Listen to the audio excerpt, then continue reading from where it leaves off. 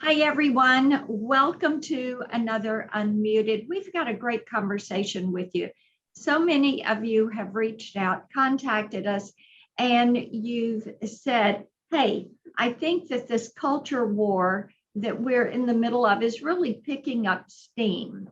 And when you look at school boards and those elections that are taking place, when you look at Virginia and the way the elections played out there, when you look at what is happening coast to coast, even in San Francisco, what you see is moms and dads and grandmoms, granddads are standing up and saying, you're not going to do this to our children. Our founding principles mean something. Our rights mean something. You're not going to take them away. So we have a wonderful panel for you today. Lieutenant Governor Winsome Sears, who is from the Commonwealth of Virginia. We welcome her. Harmeet Dillon, who is the founder of Dillon Law Group and the Center for American Liberty. Dr. Daryl Scott, who's out of Cleveland, and he is the CEO of Urban Revitalization Coalition. And Chad Wolf, who was the former acting secretary of Homeland Security, and now he's the chief strategy officer and executive director of America First Policy Institute. And I welcome each of you.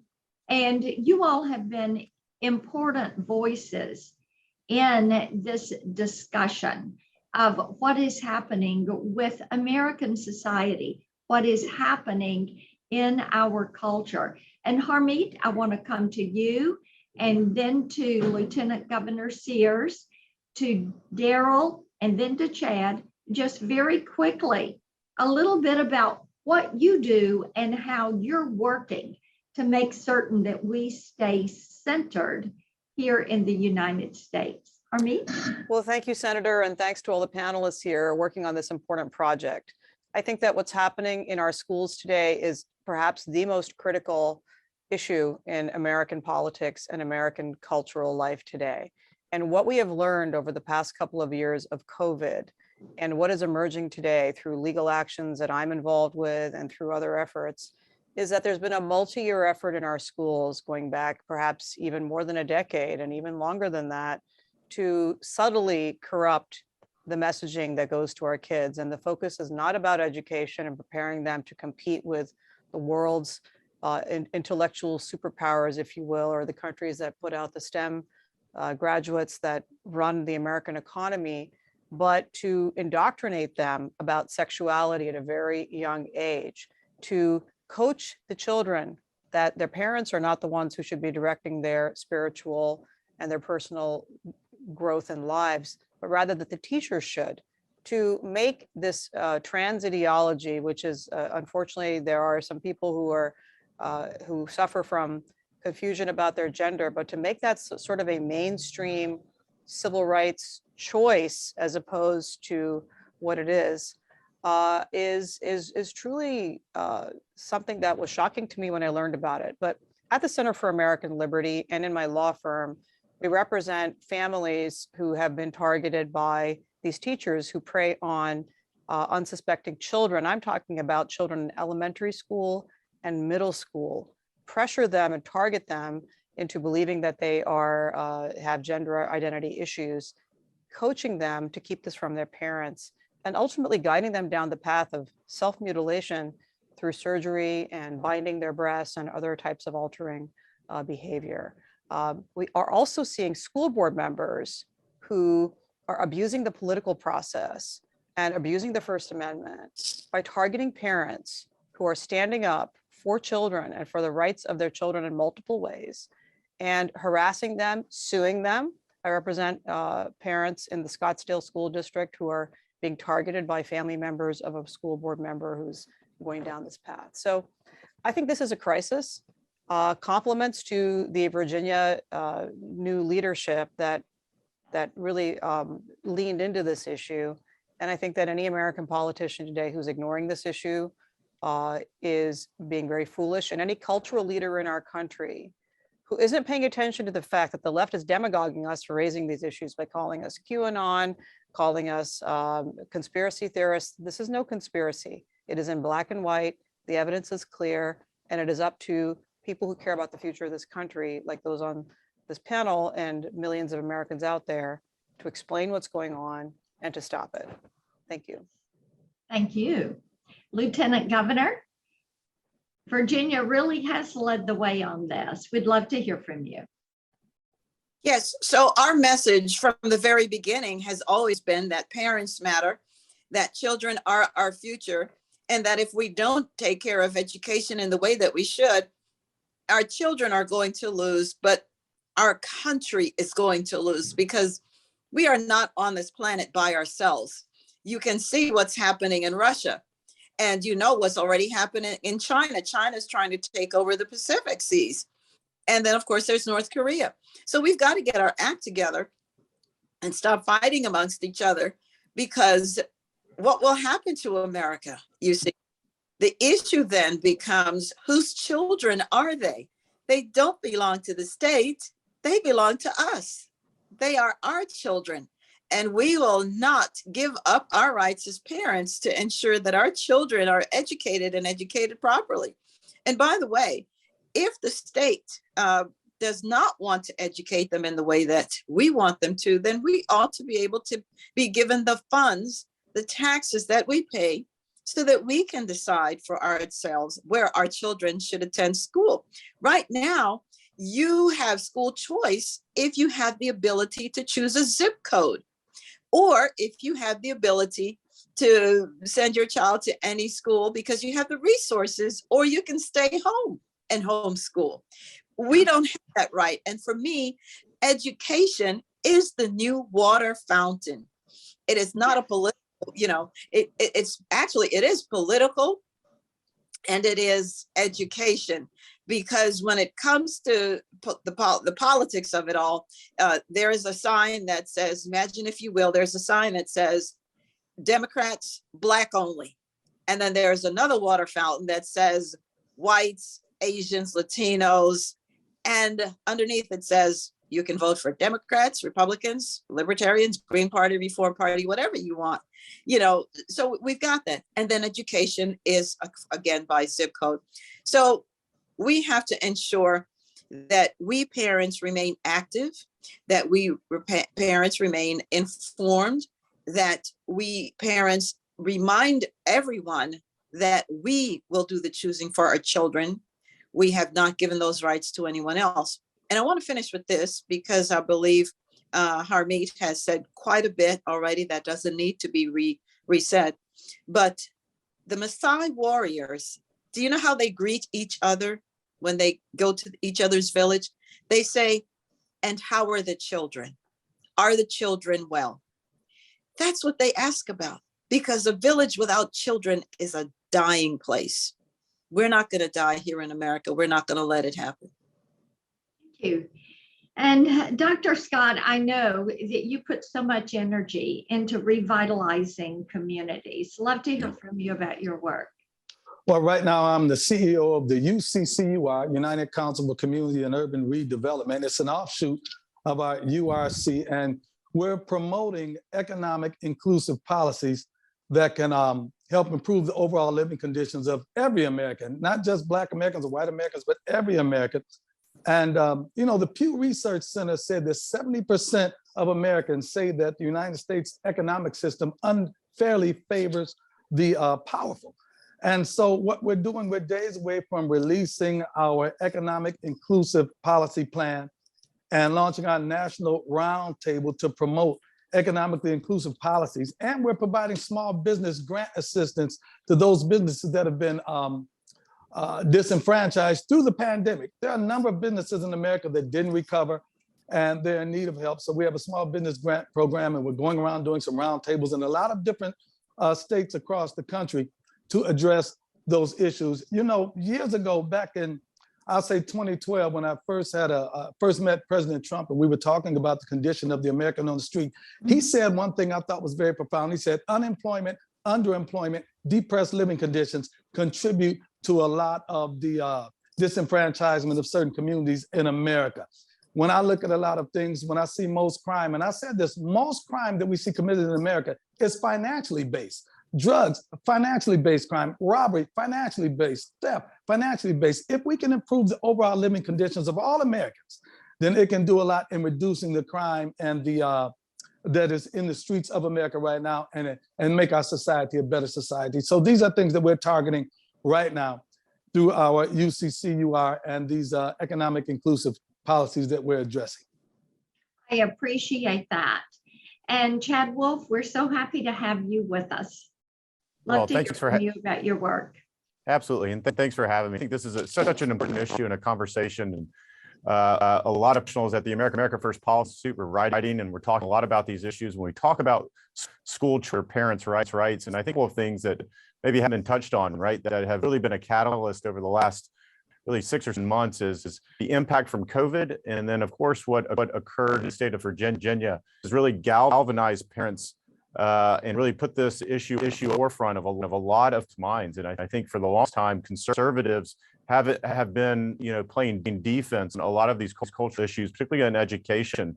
And I think what, these situations have showed us over a period of months here is that we're actually, carrying the message that a lot of the parents and a lot of the children and others think is the message. So I continue, and here at AFPI, we continue to lean in on this issue because we think we're on the side of the righteousness. We think, again, we talk about school choice. Senator, you mentioned it, and others have mentioned it, making sure that we give folks, it follows them. It follows them on where they want to send their children to school, and then having parents' rights and having a say in choices and decisions being made in public schools, I think is very importantly what the lieutenant governor and governor of the state of Virginia ran on. So I think these two things really over the last couple of years have really galvanized, at least on the conservative side. And I think as we continue to move forward, I think it's important that we continue to lean in on these issues. And I think over time, the Republican Party, just like it has morphed into the party of the Republic of the American worker, it will also be that way when it comes to education, which heretofore really hasn't been a very strong issue for the movement.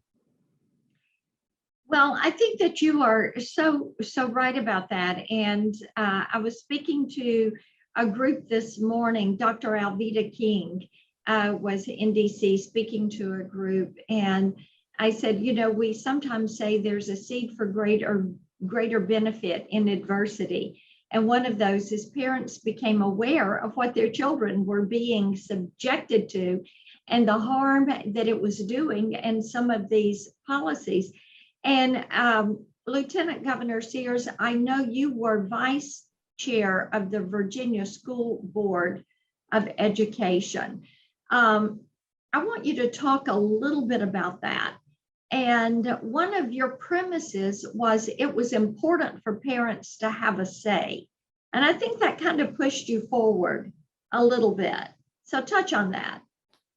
So that's why I actually got into the race for lieutenant governor, because I was the former vice president of the State Board of Education here in Virginia.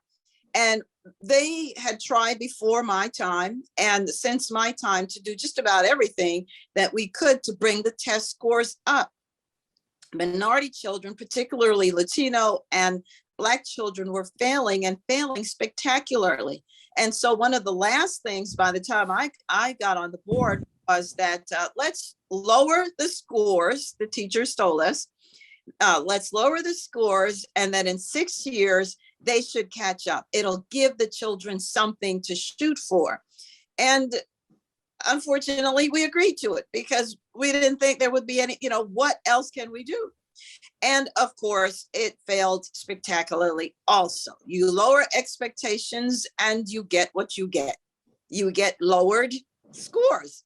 And so we thought, well, let's try and have teachers be considered based on growth of the child. Has this child, that's the one equalizer to tell us maybe it's the problems are with the teaching methods. And in fact, we found that the same cohorts of children under one teacher, they flourish, but then under another, they don't. And so we have got to get rid of bad apples in every profession. We've heard bad policemen. Okay, there are bad teachers, bad doctors, bad lawyers, everybody. Let's get rid of those and let's teach. But we offered this time in our race, we offered that we need school choice.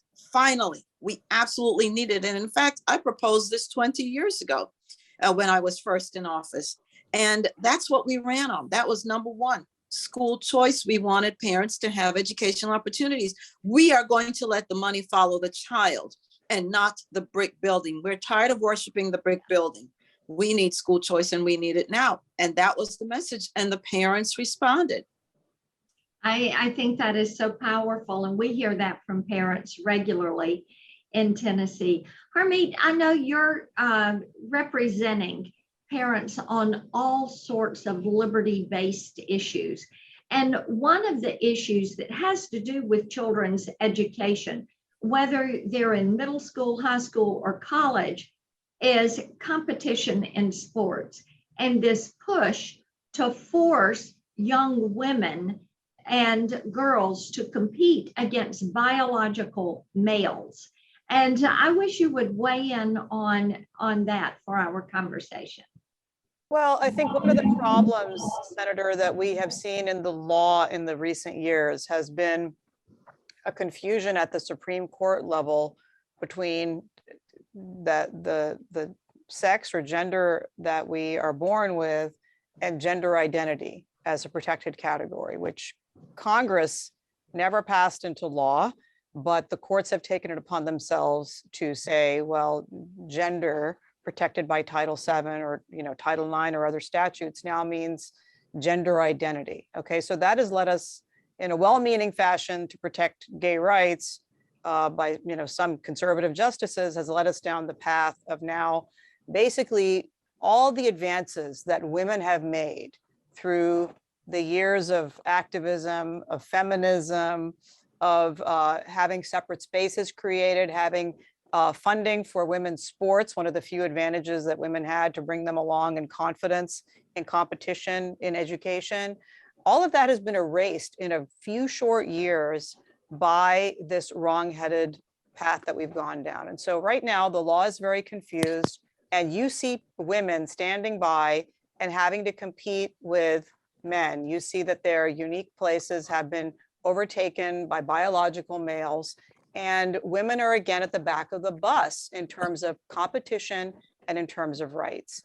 This is unacceptable, and I think we're going to need to have some aggressive pushing back on this, both at the statutory level for Congress to make very clear what it means in Title IX and in Title VII and other statutes. We're going to need courts to enforce the rights of women, and we are going to need policy changes at every level to make sure that while we protect the rights of minority individuals who are identifying as something different than what they were born, they have rights certainly under our system. That does not come at the expense of the vast majority of women who need in that critical time in their education to have opportunities to excel, to compete, to lead. And one of the things that happened this week, and Chad Wolf, I want to come to you on this, in this push to remove a male and female, Homeland Security announced that they were going to be more inclusive in their screenings and would do gender neutral security screenings. And I looked at that and I thought they are willing to go to all lengths in this culture war. And what did you think when you heard that they were going to make these gender neutral? So this is an announcement by the Transport and Security Administration. So when you fly, they announced a number of different things, and I'll get into that just briefly. But overall, I'd say, this is, I'm concerned. This is politicizing national security at the end of the day. All of the elements and operational components DHS they do one thing, and that's to protect Americans every single day. And in this case, Americans that fly throughout the country and throughout the world. And so security should really be their primary objective. And so when you have someone like TSA, DHS put out a press release and really spend time and attention saying that they're going to invest $18 million of taxpayer money in technology that it, quote, advances civil rights. I'm not really what that means at the end of the day. And are they sacrificing some security and some detection off that technology to promote this agenda that they have? They bragged about changing the application for pre-check, which many of you probably have, to include a X gender category of some kind. Again, why they're spending their time and resources on this when they should be focused on secure national security. And then the last piece in that press release also talked about how they're pushing the airlines. So now we have a government agency that is advocating and pushing the private sector to go down a route perhaps they didn't want to go down, but they have contract and they have interest with federal government. So now you have an administration pushing a political agenda through a national security agency of some kind onto the private sector. So I think there's a whole number of issues here that I would be concerned about, using taxpayer funded resources to put an agenda that we've seen them do over the last 14 months. I think it's the wrong move, wrong approach. Well, I appreciate that. And Dr. Scott, I know you're on the ground with your organization, and you must see the impact of this woke agenda on people that you are working with every single day. And I think about Disney and what they just did with eliminating saying boys and girls, ladies and gentlemen, and the impact that has on families, and touch on how things like this, the gender neutral screenings, the curriculum in the schools, removing parents, putting government in the place of the parent in the school. Bring that into how it undermines the families that you're trying to prop up and elevate. Well, first of all, I think the underlying motive is power and money. The underlying motive for the corporations is money. The bottom line is money, and they want to attract and not alienate as many customers as they can. And if it means compromising American values or compromising the family structure to enhance and augment that overall bottom line, they don't mind. Now, the other motivation, especially for the left, is power. If we can attract these bases, they recognize that the LGBTQ community recognizes, is a power base and is a voting bloc that they want to attract. If they realize that loosening up our borders and allowing illegal immigrants in and then giving them the right to vote can strengthen their power base, that's what they want to do. They don't care about the American family, they care about power.